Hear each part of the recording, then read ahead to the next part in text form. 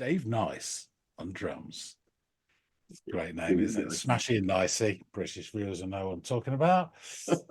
Nice. Well, when you had said that the one woman's last name sounded like tomorrow, I thought the next person was going to be yesterday or something like that. But yeah, it's nice that it's nice. It is nice. It's nice to be nice. Yes.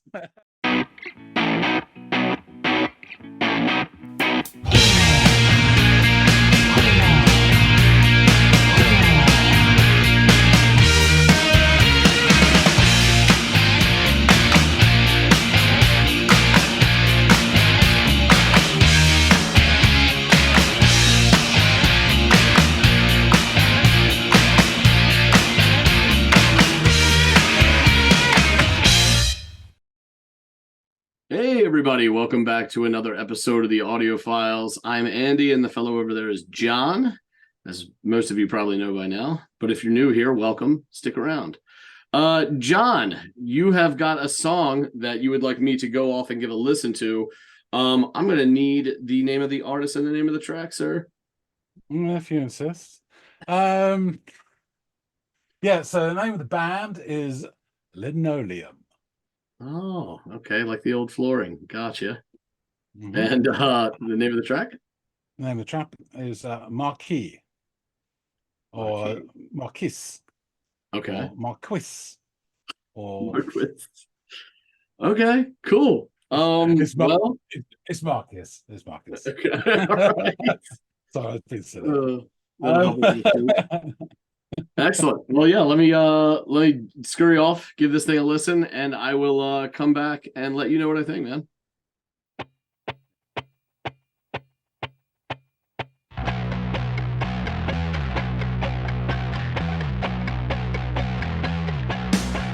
He wakes up, shaking,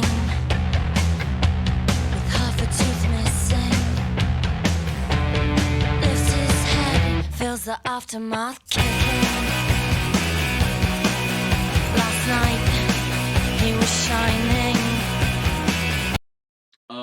That overdrive bass was lovely, welcome, warm, and fuzzy.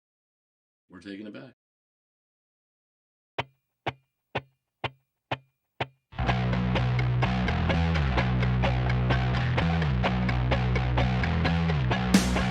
He wakes up, shaking, with half a tooth missing. Lifts his head, feels the aftermath kicking.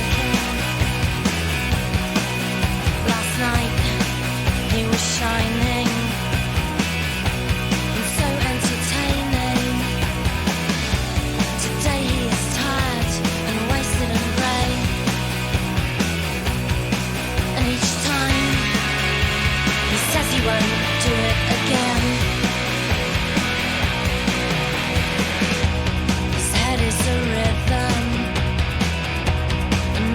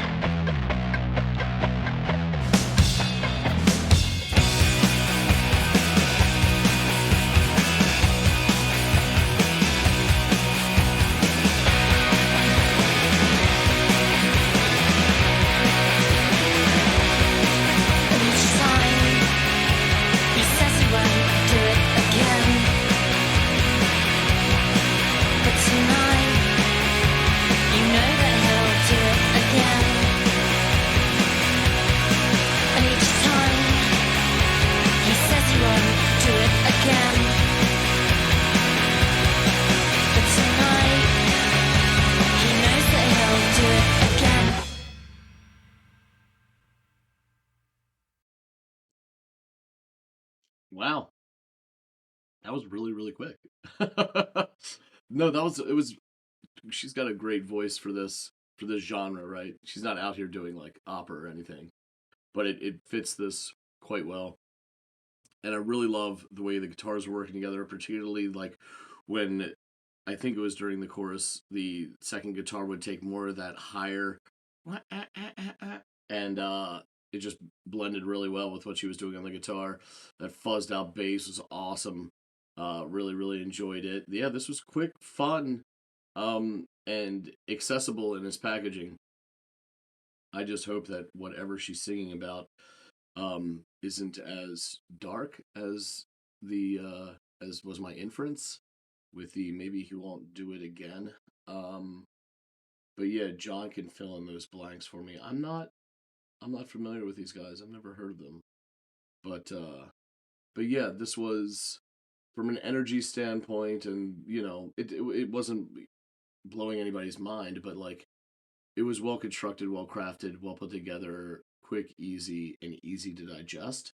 And there's so many great songs that fit that description, right? So that's to take nothing away from it. This is a fun song. John is going to have to fill in some blanks for me, so let's get back to him.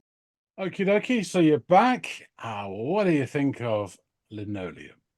Yeah, I'm back. It was pretty short and painless, man. It was big bang boom. So I don't have like a shitload of notes on this because everything was pretty cut and dry throughout most of this song.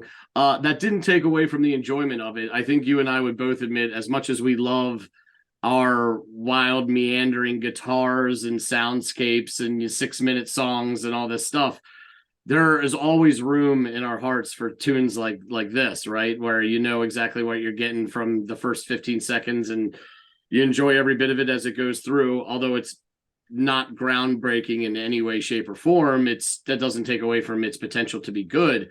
And this song was just that. So it starts off with like that classic.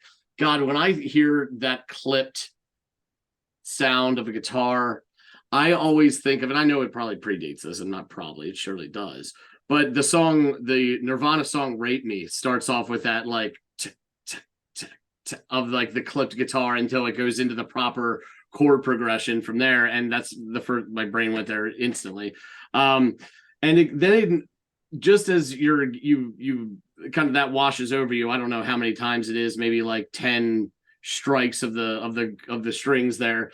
It's then joined by like this drum that starts setting the tempo or building a little bit, and then you just get this fuzzed out fabulous bass that's just so soaked in overdrive, and it's great. I'm a sucker for some nice bass overdrive. And I'm not gonna lie though, we aren't too far into the song, and I gotta say, this Marquis fella that she's on about, bit of a jerk. This guy, he sounds like the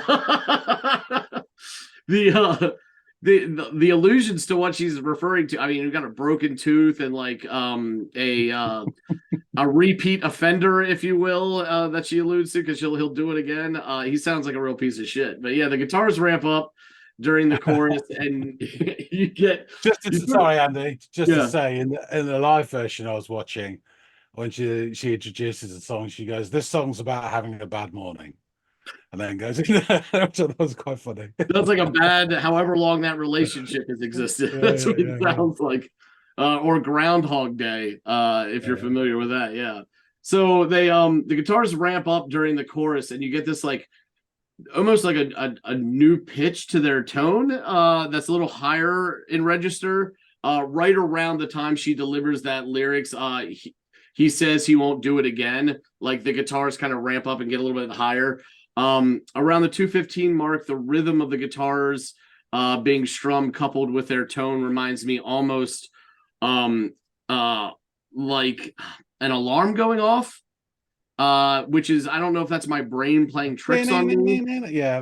Or if it's like intentional, because it's as if she's sounding an alarm, given what's the domestic violence situation that's going on or whatever.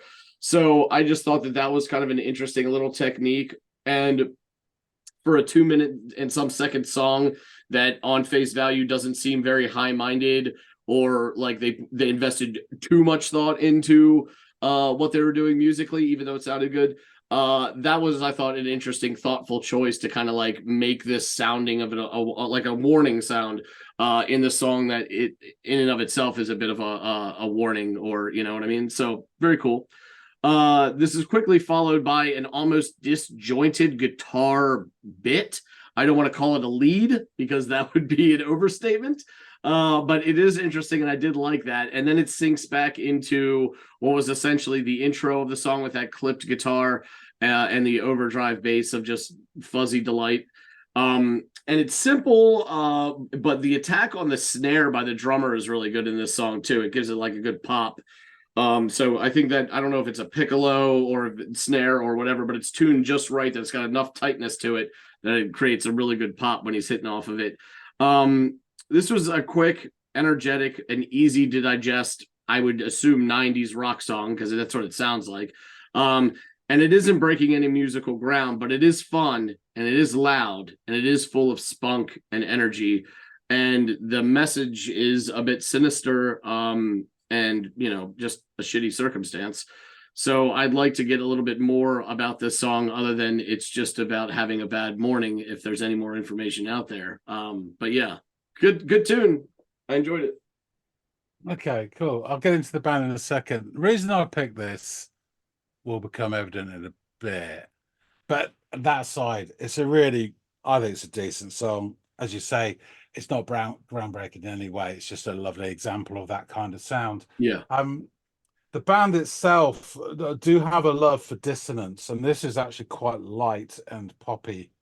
There's a couple of songs that are like that, and then others that have got a lot more sort of dissonance and feedback and, you know, all that good 90s stuff. Oh yeah, that I used to chow down on all the time. And herself, Caroline Finch, is a really, I think, an interesting lead person, front person, as it were. She's obviously pretty attractive, but she also has this air about her of almost a sort of wry detachment, and it's not quite sarcasm, but there is a touch of aloofness there in this observational stuff, and their lyrics can be very pointed and quite clever at times. So yeah, I just thought it's interesting. So they were formed in London, 1994, and they went through to 2001. They were described as indie rock and Britpop. So Caroline Finch, vocals, guitar; Paul Jones, guitar; Emma Tomaro, bass; and Dave Nice on drums. Great name, isn't it? Smashy and Nicey. British viewers will know what I'm talking about. Nice. Well, when you had said that the one woman's last name sounded like tomorrow, I thought the next person was going to be yesterday or something like that. But yeah, it's nice that it's nice. It is nice. It's nice to be nice. Yes. So the band have been variously compared with Elastica, Sonic Youth, The Pretenders, PJ Harvey, Pixies. New wave and post-punk bands of the late 70s, early 80s are also a massive influence. And interestingly, on the band's second album, they covered, you may know this song, The Passions, I'm in Love with a German film star. Yes, I believe I've heard that recently somewhere. It's also funny that you mentioned Elastica, because like I didn't say anything, but like they were a band that crossed my mind when I was listening, when this song was on. So it's funny that that. Yeah, unfortunately, yeah.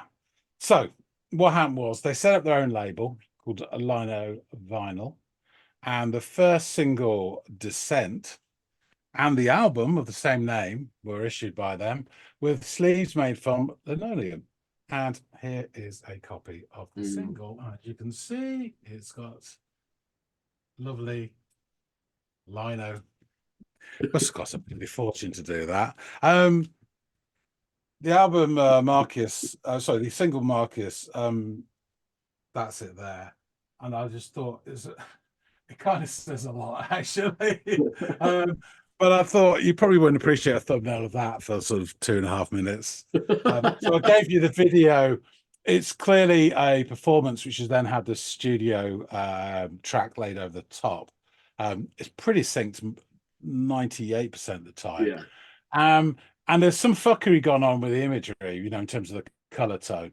And I Yeah. don't know if that's just because it's a really old VHS tape, or if some smart guy on a YTS, you know, was let loose in the studio for, oh, this is good, I'll color them in. But it does give it a kind of nice 90s feel as well. I quite Yeah. like the fact that it's just, you know, when they go into the drummer, I mean, he's so distorted, you can You're barely barely see. making out. Yeah. Exactly. But again, I quite like that. Yeah. So, the first album, which this is from 1997, um, Descent. So reviews are really mixed. From AllMusic, which gave it 4.5 stars out of 5. They said, unfortunately, it couldn't manage to weather the mostly negative comparisons to Elastica that crept in the first paragraph of each review from lazy journalists. Linoleum rate their intelligent, often cutting lyrics in a miasmic haze of heavily processed guitars and keyboards. Lead singer stroke lyricist Caroline Finch's attractive conversational voice is usually mixed well back, only coming forward on the choruses. Finch and guitarist Paul Jones put atmosphere in front of melody. Although a critical and commercial disappointment at the time, Descent is the sort of album that bears rediscovery. So yeah, as I mentioned, Finch and Jones actually write all the songs together. They did release a second album, The Race from the Burning Building in 2000, which didn't do any better either, and they split in 2001. So I'll go through the lyrics and then I'll pick the story up afterwards. So it's a nice short song, punchy, so short lyrics as well. He wakes up, shaking, with half a tooth missing, lifts up his head, feels the aftermath kick in. Last night he was shining and so entertaining. Today he is tired and wasted and grey. And each time he says he won't do it again. His head is a rhythm, and muscles start twitching as he lights up a cigarette, which does him no favours. Today, like the others, he'll spend under the covers and wait for the night to get up there again. And each time he says he won't do it again. But tonight, you know that he'll do it again. And each time he says he won't do it again. But tonight, you know he'll do it again. And each time he says he won't do it again. But tonight, you know he'll do it again. So it's a real shame that this came out in 97 and they really missed the boat, because if it had come out 4 years previously, there would have been, you know, bells of the ball, as it were, and that was the time to capture their sound. But ironically, of course, all those bands that influenced them, that you need time for that influence to sink in and find your own stuff. So they probably couldn't have, you know, got this out in 94 because they were just being influenced by other bands. But they were, to my point of view, other bands which were much more renowned around that time and sort of 94 time, which had less to offer. Someone like, and I'm not slagging anyone off, but someone like Echo Belly had minor success, and they certainly didn't have as much to offer as this band, I think. So of they split, actually, coincidentally, they split in 2001, but in 2000, Paul Jones, the guitarist, left to join Elastica. And then after Elastica split at the same year, 2001, he went on to form Slogan Records, and he worked particularly in A&R. And through that, he released his favorite band, The Fall, their album Full Heads Roll, to critical acclaim in 2005. So he was responsible for driving that through. He is currently the head of A&R at Rough Trade Records and also manages some bands, including the wonderful Shame, whose album last year I absolutely adored. Emma Tormero is now working as an artist. Since 2003, Caroline Finch has been practicing as a sound artist stroke composer under the name Caroline Devine. She was shortlisted for a BASCA British Composer Award at the Sonic Arts category in 2013 and 2014, and for an Ivor Novello Award in the Sound Arts category of the Ivors Composers in 2020. In March 2022, after more than 20 years away, the band announced they were reforming to play live. The band played at the 2023 Shine On Festival in Minehead in November, and they have plans for future gigs in 2024. And I haven't checked on that, but I think I might go along and see them if they do, because I really like their sound. Let's do it. So yeah, it's one of those what ifs, because I think it's timing, isn't it, and the sort of flavor. And we've had this with other bands before. By the time they get their shtick out there, the carousel has moved on and they've missed their sweet spot, and it happens. But this is just as good as other stuff out there at the time, and it has that sound, and we could be talking about them instead of Elastica if things have been different timing. Yeah, timing was just a little bit different. When Elastica made their name obviously from Strangler's song anyway, but we won't get into that. And Wire as well from our intro. Again, so anyway, I shall wrap things up before. Thanks for offering some up, man. Right. I'm glad you enjoyed it. Folks out there, let us know what you think. Is anyone familiar with Linoleum? And I don't mean it in the face of waking up on it with half kebab stuck to the side of your face. We've all done that many, many, many times. I am talking, of course, of the band. So let us know your thoughts on them and on this track and any other tracks that you may like to proffer up. There's a live version of one of their songs which is decent until about the last minute and a half, and then they go into sort of overdrive in the guitars, and it sounds fucking awesome. So I might think about that. But yeah, we'll see what sort of response we get from you guys. If you like this, hit the like button, obviously. And if you haven't already, please do subscribe and support us going up and away until we have our own A&R department and can launch. Not the Fall, because he's dead, isn't he? But someone is just as good. So yeah, please do subscribe if you haven't already. That being said, thanks so much for watching, and we'll see all of you in the next episode of the Audiophiles. All right. See you guys.